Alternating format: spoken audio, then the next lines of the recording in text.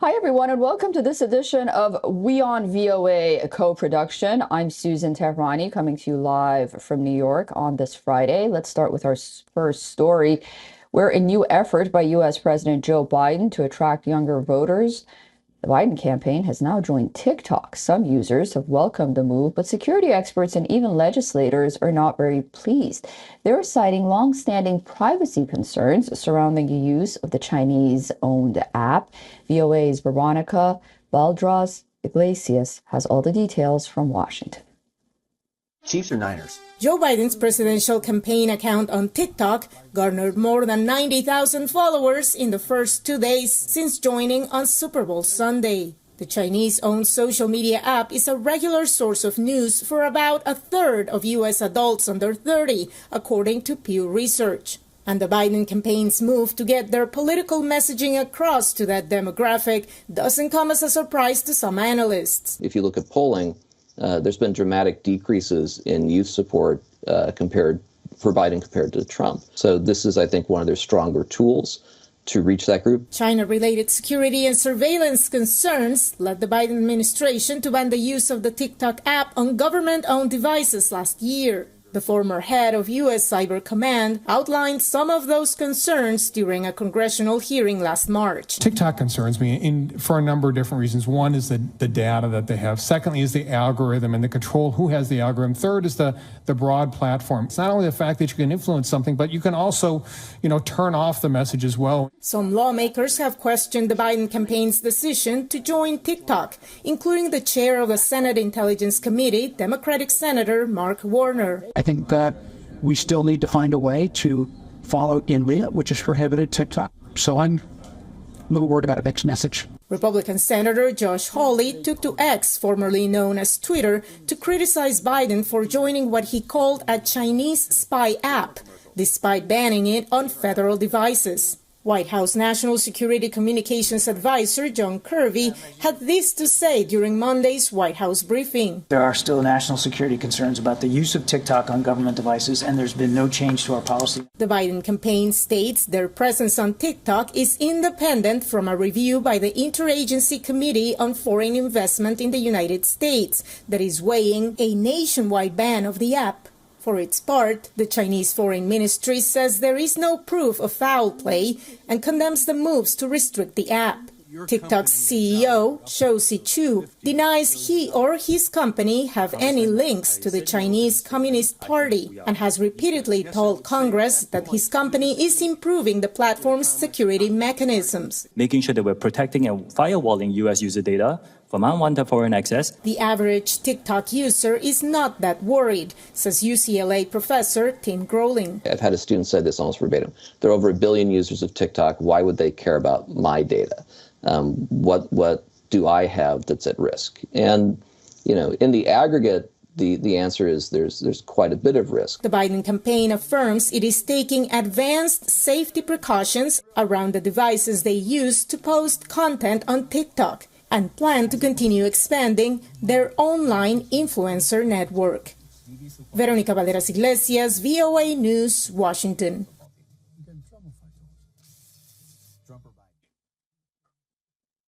Joining us now with additional reporting from Washington is VOA's Jessica Stone. She's live for us at the White House. Hi, Jessica. President Biden has banned TikTok on government devices, but his campaign decided to join the app, and now his account is being flooded with comments concerning the conflict in Gaza. What can you tell us about that? Yeah, it's a really interesting development given that it's a new channel for Generation Z to contact the president, and they're using it in full force to talk to him about what they view as a controversial approach by this White House to what's happening in Gaza. And it's very similar, if you think about it, to that Manassas rally that he held, Manassas, Virginia, where he was interrupted more than a dozen times by protesters. And I think we can put some video up of that, talking about what they call the genocide in Gaza, asking him to support a ceasefire. It's very similar to that. And some of the comments that have wound up on his TikTok include a non-Generation Z, a 43-year-old mother of 2, stay-at-home mom in Colorado. Her name is Jeannie Niosulu, and she wrote thoughts on Rafah. She's been a Biden voter since 2020, and she says Biden is losing her support because of his support for Israel. Another woman also posted on his TikTok telling NBC that she won't vote for Biden because of his position, and she did 4 years ago. Now, we've seen this in the polling, as the piece mentioned, that the president's approval rating is slipping, particularly among potential young voters. A Marist poll of 1,400 people released this month showing 60% of voters between 18 and 29 disapprove of Joe Biden's job as president. Other issues they say they're concerned about: college affordability, student debt, and health care. Susan? Okay, well, also this week, a foreign aid bill passed the Senate to send additional aid not only to Israel, but Ukraine and Taiwan, but House lawmakers are refusing to move forward with that. What's the state at play? Yeah, there's a couple of ways that the House can actually get around that, or that members of the House can get around that.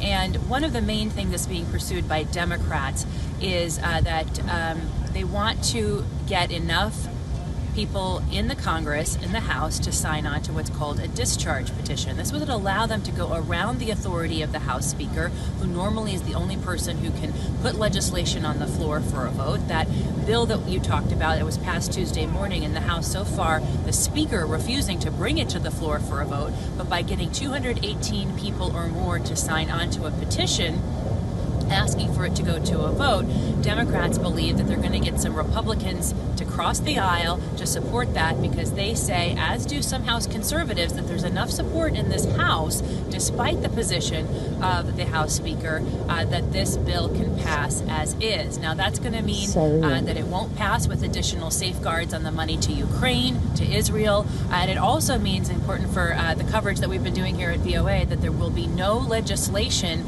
funding the compacts of free association, those critical Pacific allies to U.S. national security, that will not be funded through this piece of legislation. It'll have to find another means. Susan?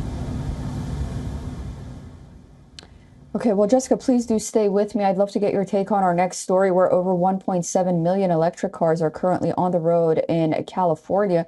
But drivers in the nation's largest EV market are struggling to find chargers. VOA's Anna Rice narrates this report by Angelina Bagdasarian. Los Angeles resident Paul Williams bought his electric car 2 months ago.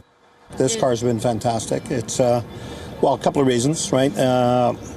Fuel, cost, and, it's just better for the environment. But when the car's battery is dead, Williams loses a bit of his enthusiasm. He says recharging the vehicle takes time and patience. Like this one shows as working, and when you plug it in, it locks into the vehicle and you can't get unplugged, so you're stuck. I have this car for about 3 years almost. It used to be very easy, hardly, whenever you come to charge, you could have, charge immediately. Lately is extremely difficult. Not too many charger. And also sometimes out of 3, 2 of them are not working. So sometimes you have to wait 2 hours before your turn comes. So Volkswagen of America offered 3 years of free fast charging and an incentive to go electric. And more auto giants are doing something similar, like BMW, Porsche, and Mercedes. As more people make the switch, the problem now is that the state doesn't have enough charging stations. Beginning, it was nice car, luxury car, 2 years free charge, 30 minutes fast charge. But the problem is this station is not working perfectly. They said 150 kilowatt. When you plug it in, 25 kilowatt. You have to wait 2 hours for the charge. If I knew, I didn't buy this car. California has around 41,000 public electric vehicle chargers, the most in the country. That seems like a lot, but experts say Californians are buying cars faster than the state can set up chargers. California is where electric vehicles are growing the fastest in the nation, both for a variety of reasons. Like, in fact, I would say 3 reasons, right? One is the policies, pretty strong policies. There was in addition to the federal tax credit, the people are much more environmentally conscious. Also, our high gas prices. U.S. federal authorities say they want to have 500,000 charging stations installed in the country by 2030. The United States currently has about 180,000. But researchers at the National Renewable Energy Laboratory believe over 1 million will be needed to match the demand. We have probably about 25% of what we need, maybe a little bit less. But things could get better soon. In late 2023, EV maker Tesla, working with the federal government, said it will open their charging stations to all electric vehicles, and most automakers say they will adopt the Tesla standard going forward.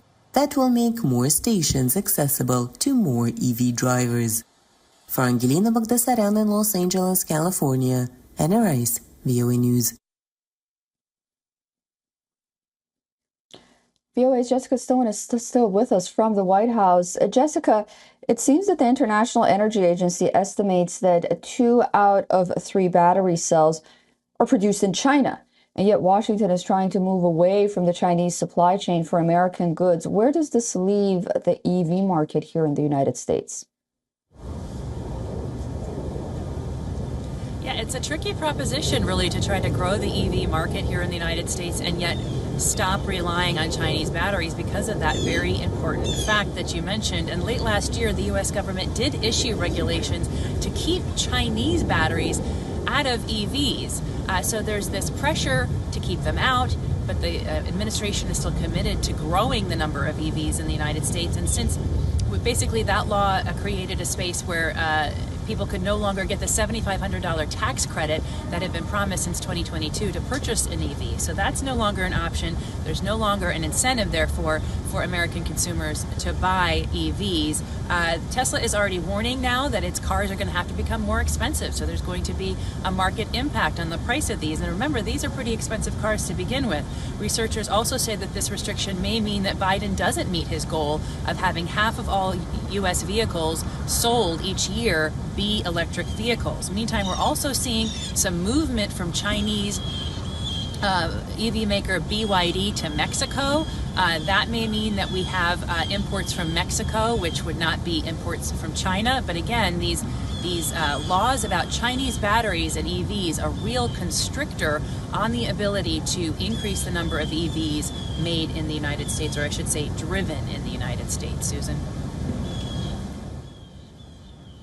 Yeah, and we understand that we're expecting an executive order from the Biden White House that will restrict American data from being accessible to China. Can you tell us about that proposal as well? Sure, yeah, that's another really important thing that we're watching here at Voice of America. Bloomberg News actually obtained a draft order of that executive order, and it indicates that Biden will direct the Homeland Security Secretary to restrict access to all American data that can, quote, threaten national security if obtained by countries of concern. Now, right now, it's legal, of course, to buy bulk amounts of data. This is primarily aimed at preventing American data from going to those resellers or those wholesalers, those third-party wholesalers, and being passed on to any buyers in China. U.S. intelligence agencies are concerned that this could be used to train Chinese AI and potentially identify American government employees. And there are already concerns, though, over the economic implications of this, particularly as to how the U.S. will interact with Chinese technology and biotech companies. Think about all the drugs that are made and have research components that are either processed or made in China. So business executives would rather see a different approach. They want to see more security regulations, but less focused on where the data is stored and where it is sold. We also see that this measure will restrict the imports of Chinese smart cars. We talked about that in the last question, right? Because smart cars, including electric cars, collect so much data on people. So there could be a wide-ranging impact of this type of executive order that may not be completely foreseen. And that's why you see this tension between the business community and the government right now. Yeah, understandably so.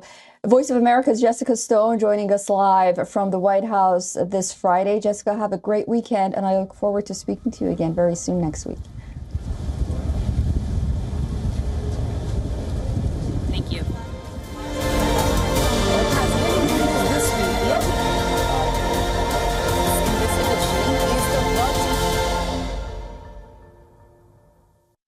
For all the latest news, download the WION app and subscribe to our YouTube channel.